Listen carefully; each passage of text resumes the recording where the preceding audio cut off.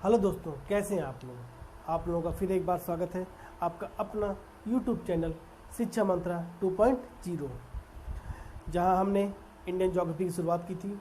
Indian geography में हमने एक टॉपिक लिया था जिसका नाम था भारत की अवस्थिति एवं विस्तार। इस टॉपिक में हमने देखा भारत का अक्षांशीय एवं देशांतरीय विस्तार। फिर हमने देखा इसमें भारत की मानक समय रेखा कि मानक समय रेखा किन किन राज्यों से होकर गुजरती है और कैसे समय का निर्धारण करते हैं, हमने वो देखा। फिर भारत की स्थलीय एवं जलीय सीमाएं देखी। स्थलीय सीमा में हमने देखा कि भारत के कौन कौन से राज्य किन किन देशों से सीमा साझा करते हैं, हमने वो देखा। आज हम बात करते हैं तटीय राज्यों के बारे में कि भारत के तटों पर कौन कौन से राज्य स्थित हैं। ठीक है, तो ये हम मैप में सब कुछ जानेंगे। कोई चीज़ याद नहीं करना, मैप में आप राज्यों को देखिए और सीखिए कि कौन सा राज्य कहाँ पर स्थित है। ठीक है, तो हम शुरुआत करते हैं। ये आपका मान लीजिए केरल है। ठीक है, केरल से लगा हुआ आपका तमिलनाडु है और तमिलनाडु से लगा हुआ आपका आंध्र प्रदेश है। आंध्र प्रदेश से लगा हुआ आपका तेलंगाना है और ये रहा आपका आंध्र प्रदेश से लगा हुआ आपका उड़ीसा है। ठीक है, और तेलंगाना और उड़ीसा को टच करता हुआ आपका छत्तीसगढ़ हो गया। ये रहा आपका पश्चिम बंगाल। ठीक है, ठीक है, ठीक है। फिर यहाँ से तेलंगाना को टच करता हुआ आपका कर्नाटक और ये रहा आपका गोवा। ठीक है, छत्तीसगढ़ से आपको लगा हुआ आपका महाराष्ट्र और महाराष्ट्र से लगा हुआ आपका गुजरात। ठीक है, ये रहे आपके राज्य और ये रहा आपका पश्चिम बंगाल। ठीक है, और इसके ऊपर निकल जा रहा आपका राजस्थान। ठीक है, इधर है आपका अरब सागर।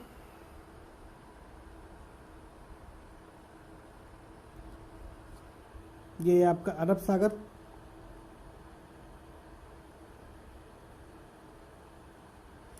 ठीक है, इधर है आपका बंगाल की खाड़ी।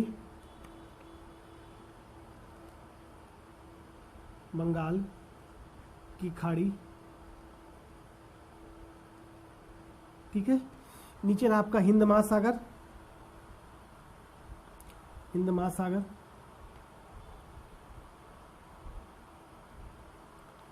ठीक है, आइए इनके नाम देखते हैं कौन कौन से राज्य हैं। ये रहा आपका केरल। ये रहा आपका तमिलनाडु। ठीक है, ये रहा आपका आंध्र प्रदेश, सॉरी कर्नाटक। ठीक है, ये रहा आपका आंध्र प्रदेश।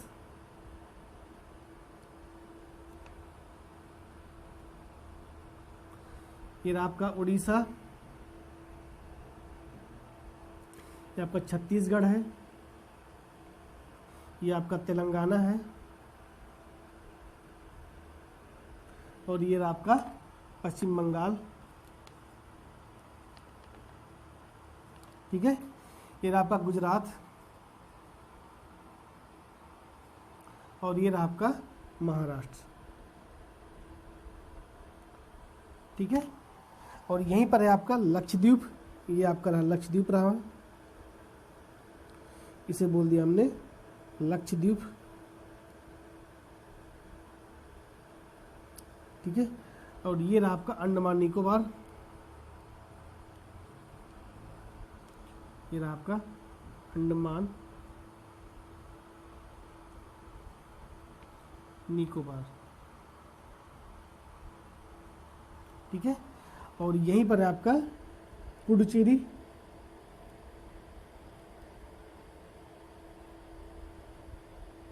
ठीक है, ये रहा दीव और ये रहा आपका दमन, सॉरी ये रहा आपका दमन और ये यहीं पर है आपका दादर नगर हवेली। दादर नागर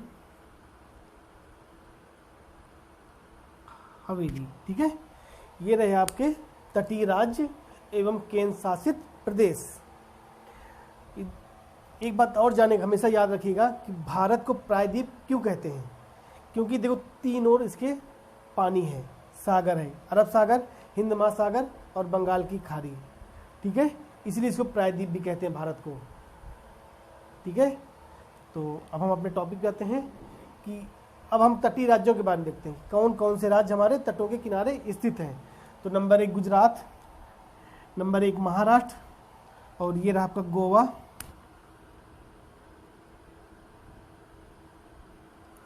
गुजरात, दूसरा महाराष्ट्र, तीसरा गोवा, चौथा कर्नाटक, पांचवा केरल, छठा तमिलनाडु, सातवां आंध्र प्रदेश, आठवां उड़ीसा और नौवां पश्चिम बंगाल।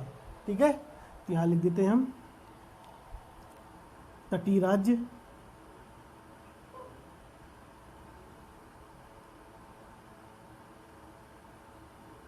ठीक है, कौन कौन से हैं एक बार लिख लेते हैं। रहा गुजरात,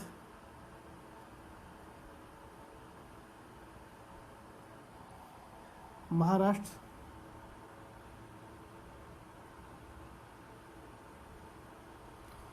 केरल, महाराष्ट्र, गोवा, एक क्रम से लिखते हैं, गोवा, गोवा के बाद कर्नाटक,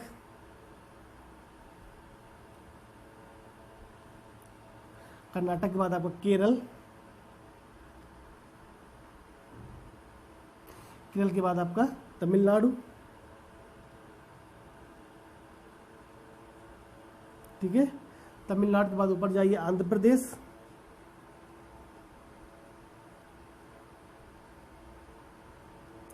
आंध्र प्रदेश, आंध्र प्रदेश के बाद उड़ीसा, उड़ीसा के बाद आपका पश्चिम बंगाल। एक बार काउंट कर लीजिए, 1 2 3 4 5 6 7 8 9, टोटल 9 राज्य हैं जो तटों के किनारे स्थित हैं। ठीक है, अब देखते हैं कौन सा केंद्र शासित प्रदेश स्थित है। तो पहला हो गया दमन दीव एवं दादर नगर हवेली। तो अगर मैं लिखूं केंद्र शासित प्रदेश,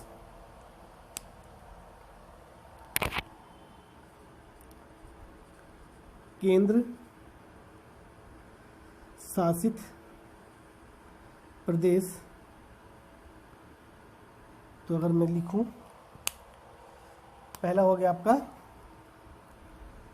दमन दीव एवं दादर नागर हवेली, दादर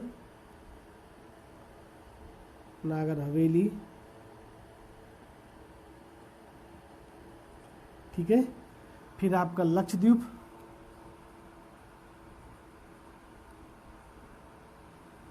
ठीक है, लक्षद्वीप बाद पुडुचेरी,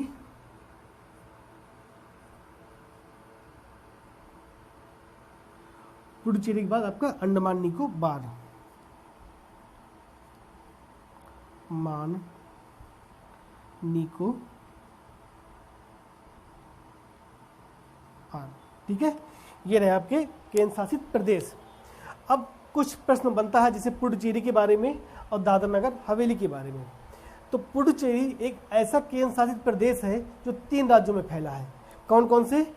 इसका एक भाग है आपका यनम, जो आपका आंध्र प्रदेश में है, और पुडुचेरी तमिलनाडु में ही है, और दूसरा है आपका कराईकल,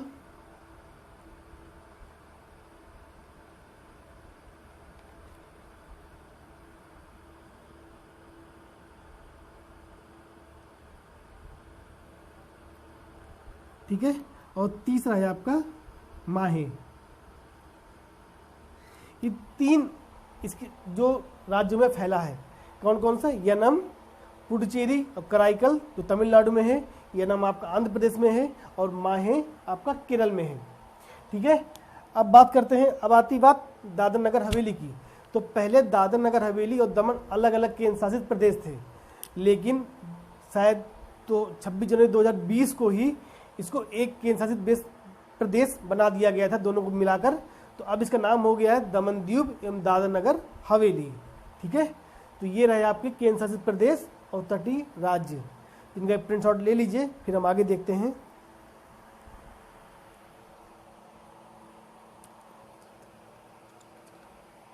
ठीक है, अब प्रश्न आता है कि इनकी जलीय सीमा की लंबाई पूछता है, एक प्रश्न बनता है, और दूसरा प्रश्न आता है कि जो तटीय राज्य हैं इनका लंबाई के अनुसार आरोही या अवरोही क्रम पूछता है।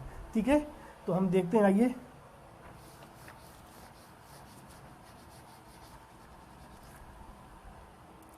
अगर देखो मैं जलीय सीमा की बात करूं, अगर मैं जलीय सीमा की बात करूं, देखिए इसके दो भाग हैं।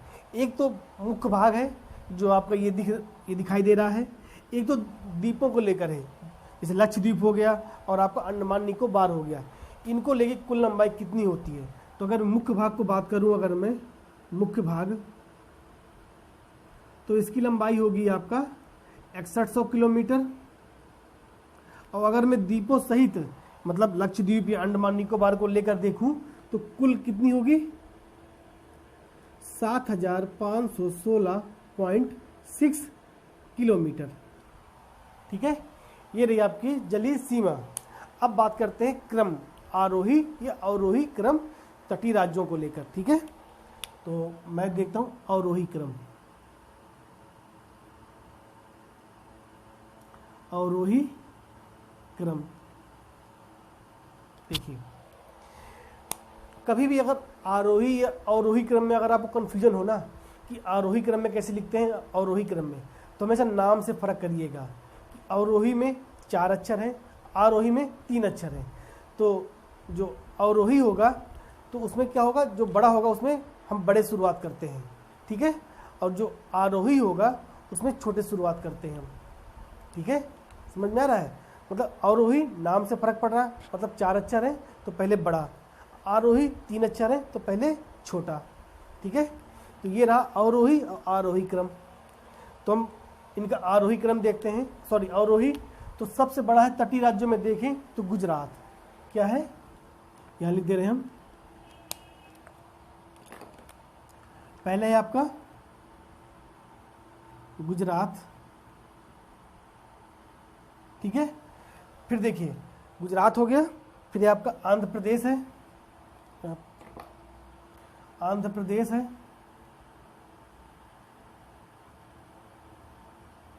फिर है आपका तमिलनाडु,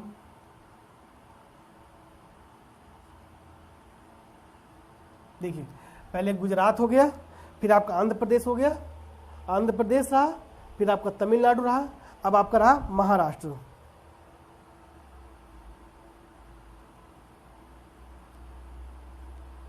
ठीक है, गुजरात हो गया, फिर आपका आंध्र प्रदेश हो गया, फिर तमिलनाडु हो गया, फिर आपका महाराष्ट्र हो गया, अब आया केरल। केरल, गुजरात, आंध्र प्रदेश, तमिलनाडु, महाराष्ट्र, केरल,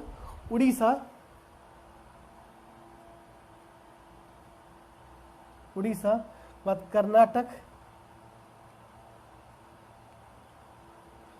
पश्चिम बंगाल, के बाद है गोवा।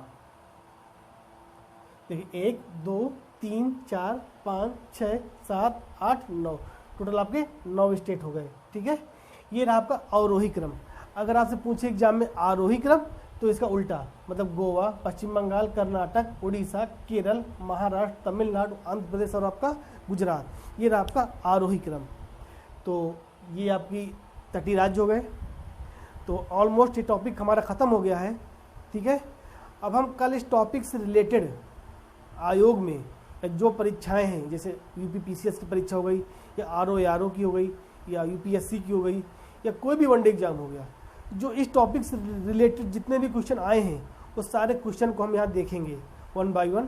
ठीक है, तो कल 1-2 दिन टॉपिक और चलेगा ये, और इसके बाद हम चलेंगे भारत का भूगर्भिक देखेंगे या भौतिक विभाजन देखेंगे। ठीक है, तो हम अब कल फिर मिलते हैं। और हाँ, जाने से पहले एक बार चैनल को सब्सक्राइब जरूर करिएगा और अपने दोस्तों को भी बताइए चैनल के बारे में। ठीक है, और कोई भी कमी हो या मेरे पढ़ाने में स्टाइल में या आपको चीज़ें समझ में ना आ रही हों तो मुझे कमेंट बॉक्स में ज़रूर लिखिएगा, बताइएगा। ठीक है, हम कल फिर मिलते हैं, तब तक के लिए शुक्रिया, धन्यवाद।